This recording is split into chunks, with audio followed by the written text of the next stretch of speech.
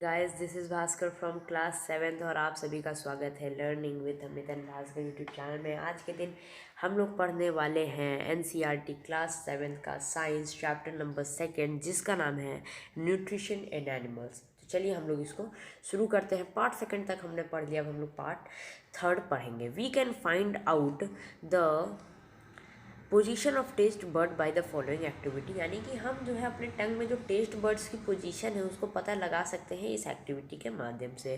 Prepare a separate sample each of sugar solution, common salt solution, lemon juice and juice of crushed neem और bitter guard, यानी कि एक अलग अलग sample तैयार करिए शुगर सॉल्यूशन का, कॉमन सॉल्ट सॉल्यूशन का, लेमन जूस का और जूस नीम के पत्ती या फिर बिटर गार्ड के यानी करेले का जूस का सैंपल आप तैयार करिए। Blind fold one of your classmate and ask him her to take out of the tongue and keep it in a straight and flat position। आप अपने किसी भी एक क्लासमेट को ले सकते हैं और उसको आप बोल सकते हैं कि आप तुम जो हो अपनी जीभ को निकालो और अपनी जीभ की पोजीशन जो है एकदम स्ट्रेट और फ्लैट रखो। Use a clean toothpick to put above samples one by one in different areas of the tongue and shown in the figure 2.6। Use a new toothpick for each sample, यानी कि आप जो है एक नई toothpick का इस्तेमाल कीजिएगा जो ऊपर दिए आपने जो सैंपल्स को तैयार किए हैं जीभ पे रखने के लिए, अपने टंग पे रखने के लिए, जैसा कि फिगर 2.6 में जहाँ जहाँ दिखाया है आपको वहाँ वहाँ जो है रखना है और आपको हर एक नया सैंपल डालने के लिए एक नई टूथपिक का यूज़ करना है। Ask the classmate which areas of the tongue could detect sweet salty सोर एंड बिटर, यानी कि अपने क्लासमेट से पूछिए कौन सा एरिया जो है स्वीट को डिटेक्ट कर रहा है, कौन सा एरिया सॉल्टी को डिटेक्ट कर रहा है, कौन सा एरिया सोर को डिटेक्ट कर रहा है और कौन सा एरिया बिटर यानी कड़वे सब्सटेंसेस को डिटेक्ट कर रहा है। Now write down your observation and label then figure 2.6। आप अपने ऑब्जर्वेशन को लिखिए और जो है 2.6 में भी लेवल करिए कि कहाँ कहाँ सोर सॉल्टी बिटर लग रहा है। Repeat the activity with other classmate, और इस एक्टिविटी को आप दूसरे क्लासमेट के साथ भी कर सकते हैं। द फूड पाइप और ऑसिफेगस। अब हम लोग बढ़ते हैं फूड पाइप और ऑसिफेगस के बारे में। The food passes into the food pipe और ऑसिफेगस फिगर, लुक एट फिगर 2.2, यानी कि जो फूड पाइप जो सॉलिड फूड है यानी कि जो घोटा हुआ खाना है अब वो पास होता है फूड पाइप या फिर ऑसिफेगस भी आप इसको बोल सकते हैं, जैसा कि फिगर 2.2 में दिखाया जा रहा है। जैसा कि फिगर 2.2 में यहाँ पे दिखा रहा है कि फूड पाइप और यहाँ पे ये ऑसिफेगस है। ऑसिफेगस से यहाँ से ब्यूकल कैविटी से खाना जाता है और उसके बाद ये खाना जो होता है ऑसिफेगस में चला जाता है। फिर ये बोल रहा है कि ऑसिफेगस में खाना चला जाता है। Look at the run along the neck and the chest, यानी कि जो फूड पाइप है ये जो है आपके गर्दन से लेते हुए आपके चेस्ट यानी आपके सीने तक जाती है। Food is push down by the movement of the wall of the food pipe, यानी कि जो खाना है वो नीचे की ओर ढकेल दिया जाता है फूड पाइप की मूवमेंट की वजह से। Actually this movement takes place throughout the alimentary canal and pushes the food downwards, यानी कि असल में बात यह है कि ये जो मूवमेंट है ये पूरे एलिमेंट्री कनाल में होता है और ये जो है खाने को नीचे की ओर ढकेल देता है। At times the food is not accepted by your stomach and vomited out, कभी क्या होता है जो फूड होता है वो आपके स्टोमक जो है उसको एक्सेप्ट नहीं करता है, आपका स्टोमक उसको अंदर नहीं लेता है, तो वो जो खाना है वो वोमिटेड आउट यानी बाहर निकल जाता है, आपको जो उल्टी होती है वो हो जाता है। Recall the instances when you vomited after eating and think of the reason for it, यानी आप उन चीज़ों को रिकॉल करिए, याद करिए जब आपको उल्टी जैसा लगता है जब आप, और रीज़न सोचिए कि ऐसा क्यों होता है। Discuss of your parents and teachers, और आप इसके बारे में अपने पेरेंट्स और टीचर से भी बात कर सकते हैं। अब हम लोग पढ़ने वाले हैं द स्टोमक के बारे में कि स्टोमक क्या होता है। The stomach is a thick walled bag, यानी कि जो स्टोमक है वो एक मोटी दीवार की बैग टाइप की है। Its shape is like a flattened J, उसका जो शेप है वो एक जे तरीके का है। And it is the widest part of the alimentary कनाल, और वो जो है एलिमेंट्री कनाल का सबसे चौड़ा पार्ट है।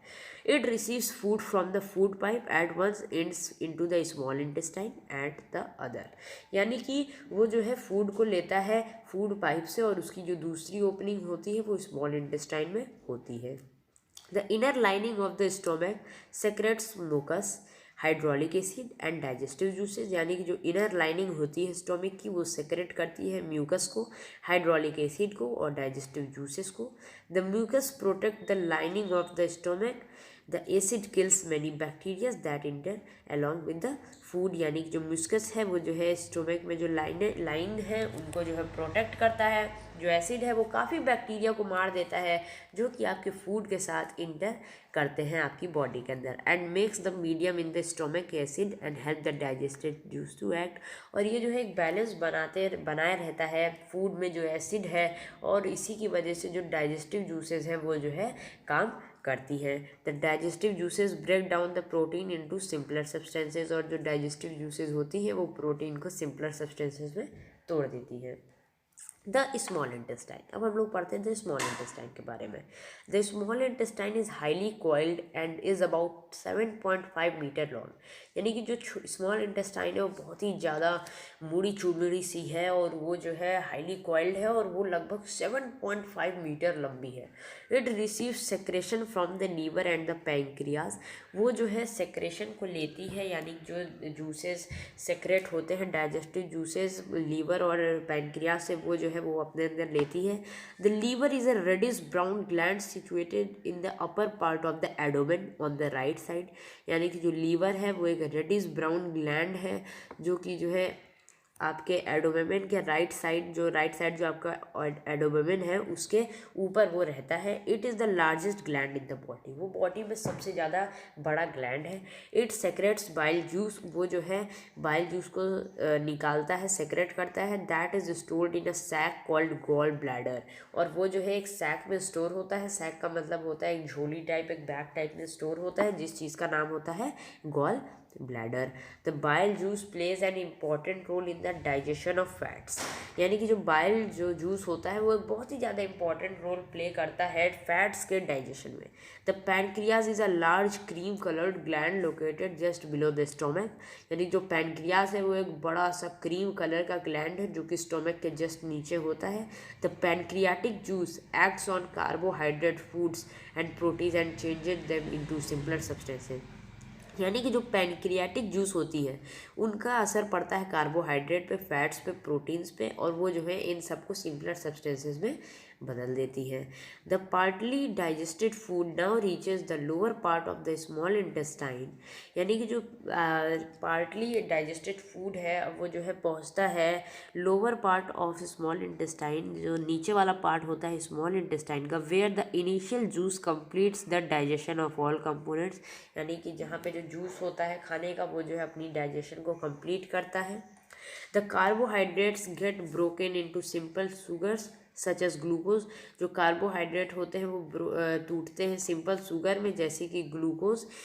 Fats acid and fatty acid and glycerine, fats टूटते हैं फैटी एसिड में और ग्लिसरीन में, और प्रोटीन जो टूटता है एमिनो एसिड में। आज के पार्ट में इतना ही। अगर आपको ये पार्ट अच्छा लगा हो तो वीडियो को लाइक करिएगा, चैनल अच्छा लगा हो तो चैनल को सब्सक्राइब करिएगा। अगर कोई डाउट है तो कमेंट में भी पूछ सकते हैं। मिलते हैं पार्ट 4 में, तब तक के लिए गुड बाय।